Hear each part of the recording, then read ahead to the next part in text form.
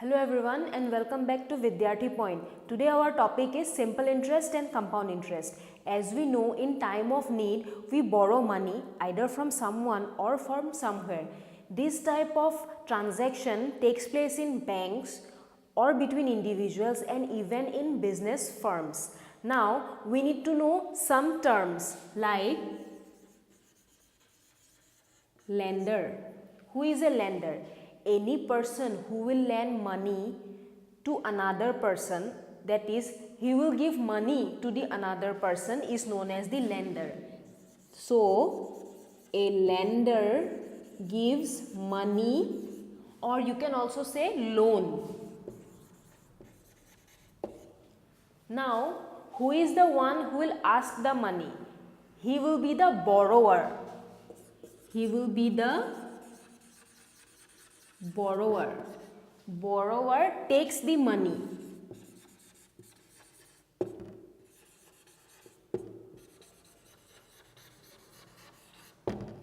Now, the money that we are talking about, that the lender will give to the borrower or the borrower will take from the lender, what is this money called? This money is nothing but your principal.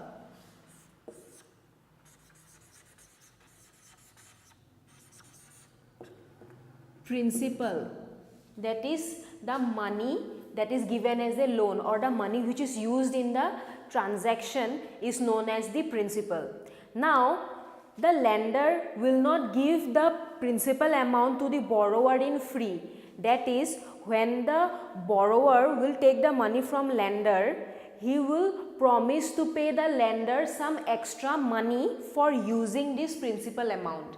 And that extra money which the borrower pays to the lender is known as your interest. A borrower will always pay interest to the lender.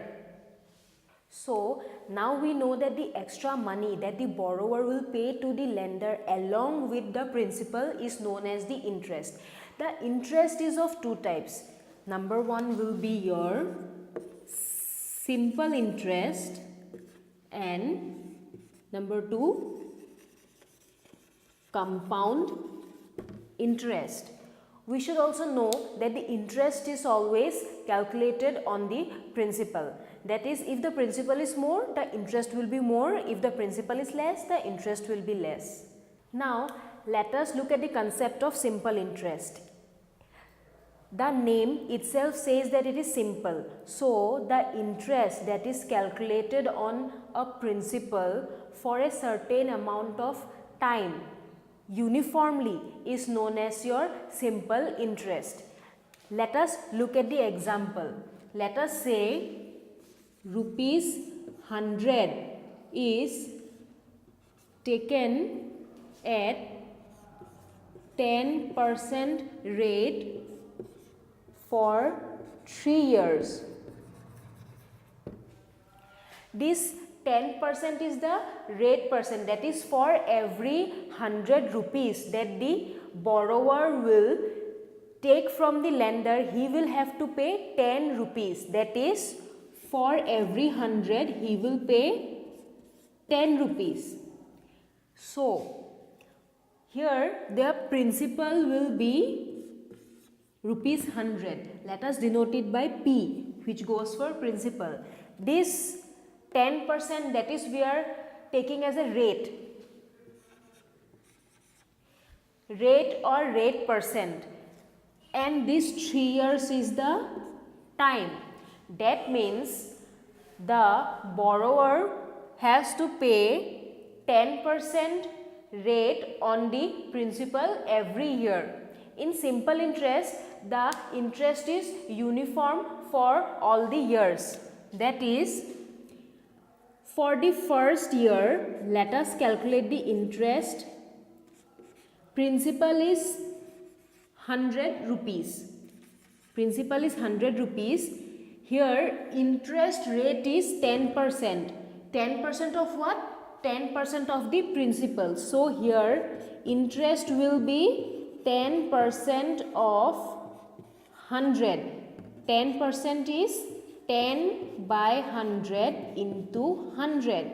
Upon cancellation we have rupees 10. So in first year 10 rupees is paid as the interest. Now for second year the principal is the same, which is rupees 100. So the interest will be again 10% of the principal, that is 100, which will give us rupees 10. Similarly like the first year. So in the second year also he will pay rupees 10. In third year principal is again 100, interest is 10% of principal, that is 100, which is equals to rupees 10. So he has taken the money for 3 years. In the first year he will pay 10, second year also he will pay 10, and in third year also he will pay 10, that is 10 rupees plus 10 rupees plus 10 rupees. So the interest after 3 years will be 10 rupees plus 10 rupees plus 10 rupees, which is equals to 30 rupees. This is only the interest. Now principal is 100 rupees, interest is rupees 30. So adding this we have 130 rupees. That is after 3 years the borrower will pay 130 rupees to the lender. Now after the basic concept, let us look at the formula of simple interest. Now from the concept we can say that the simple interest depends upon certain factors. The number one factor is principal amount. We can say that if the principal amount is more, the interest is more. So simple interest SI is directly dependent or proportional to P, which is principal amount. Now let us look at the other factors. Time. Simple interest is directly dependent upon time. How? Let us say, if the time is more, he will have to pay more and more amount, so the interest will also become more. If the time is less, he will have to pay less interest. So we can say that SI is directly proportional to time taken, or T. We have denoted time as T. Now let us look at the rate percent. Rate percent, R. If the rate percent is more, then the simple interest will also be more. So SI, simple interest, is also directly dependent upon R. So using these three statements, we can say that SI, simple interest, is directly proportional to principal, rate, percent and time. We also know that rate percent means R by 100, since percent means 100. So simple interest equals to P into R into T by 100, and this is the formula of simple interest. Now we know the formula of simple interest, which is simple interest equals to principal into rate percent into time by 100. Now using this formula, let us try to solve one example. Let us say rupees 1000 at the rate of 10% for 5 years is taken by a borrower. Now we have to find the simple interest that the borrower will pay to the lender. So let us see here. Here rupees 1000 will be the principal. 10% is the rate percent and 5 years is the time.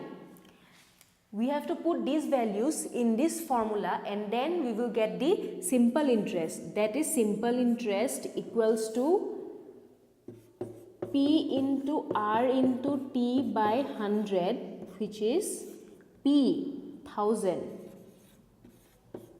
rate 10, time 5 by 100. Upon cancellation, we have 5 into 10 is 50, 50 into 10 is 500. That is rupees 500 is the simple interest. Now let us look at the concept of compound interest. Compound interest is quite similar to the simple interest, but in case of compound interest, after a fixed period of time which is fixed by the lender and the borrower, the interest is calculated on the principal as well as the interest that was accumulated. That is, here the borrower and the lender may fix a period of time. The time may be either 1 year or half year or even quarterly. After this period of time, the principal will increase and the interest will be paid on the principal plus the interest. Let us look at the example. Let us say rupees 100 was taken at 10% rate for 3 years. Here we have to calculate the compound interest. Let us look at the first year. Here principal is rupees 100. Interest will be 10% of the principal. 10% of principal, which is 10% of 100. 10% will be 10 by 100 into 100. Upon cancellation, we have rupees 10. So 10 rupees is the interest that will be paid in the first year. Up to here, this is quite similar to the simple interest, 10 rupees, but it changes after the year, that is after the first year. Now let us look for the second year. Now what will be the principal here? Here the principal will not be 100, but principal will be principal plus interest, interest of the previous year. So rupees 100 plus 10. So now the principal is rupees 110. Now the 10% which was the rate of interest will be calculated on this value, that is 110. So here the interest will be 10% of 110. Now this is the principal. 10% of 110 means 10 by 100 into 110. Upon cancellation, we get rupees 11. So in the previous year, that is the first year, rupees 10 was the interest, but in the second year the interest becomes rupees 100. Now let us look for the third year. So now we know that for the first year the interest was 10 rupees, but in second year the interest became 11 rupees. In first year 100 rupees was the principal. In second year rupees 110 is the principal. Now for the third year, principal will be again principal of second year plus interest of the second year, that is principal interest, which is 110 plus 11, which is 121 rupees, that is rupees 121. Now this 10% interest will be on rupees 121. So interest is 10% of the principal. Here the principal is rupees 121. It will give us 10 by 100 into 121. Upon cancellation, we have the interest equals to rupees 12.1. Now, after third year, let us calculate the interest, which is rupees 12.1 for the third year. After adding them, we have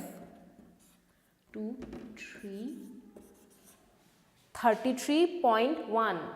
So, in simple interest,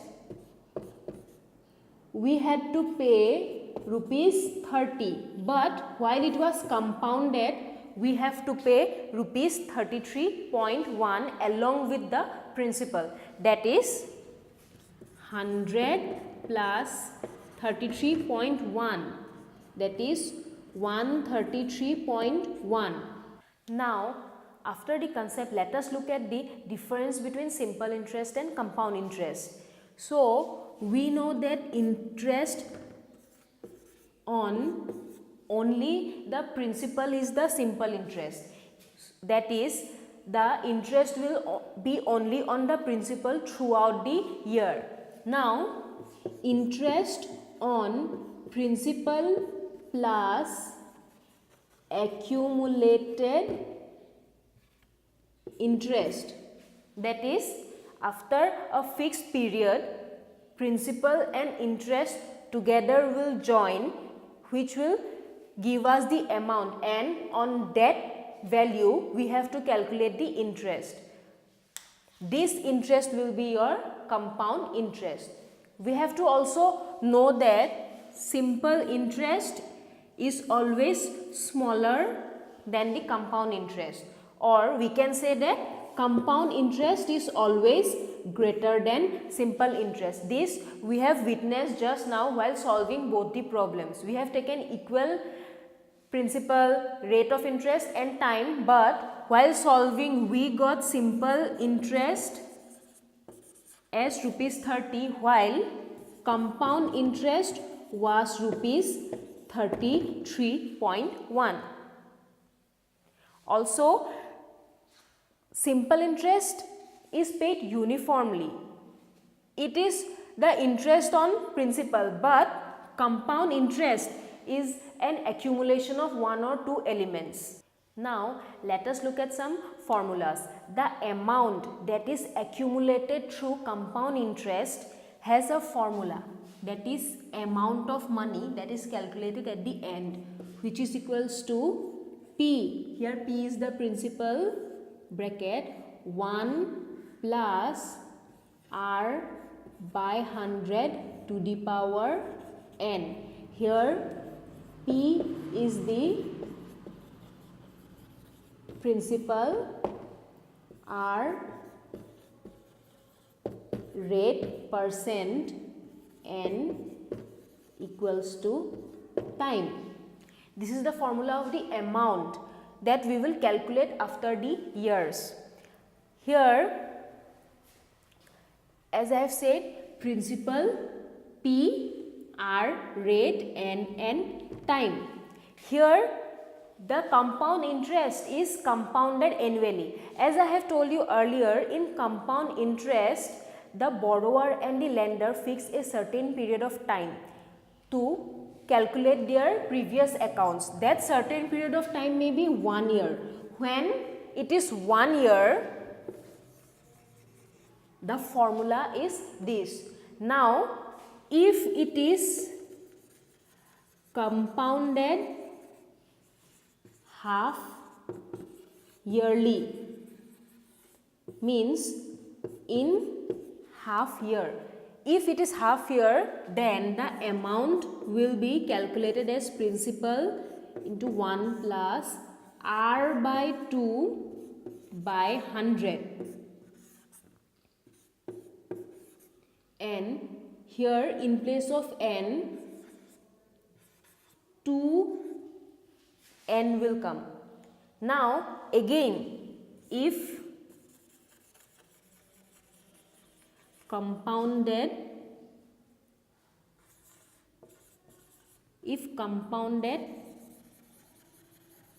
quarterly, that is 1 by 4.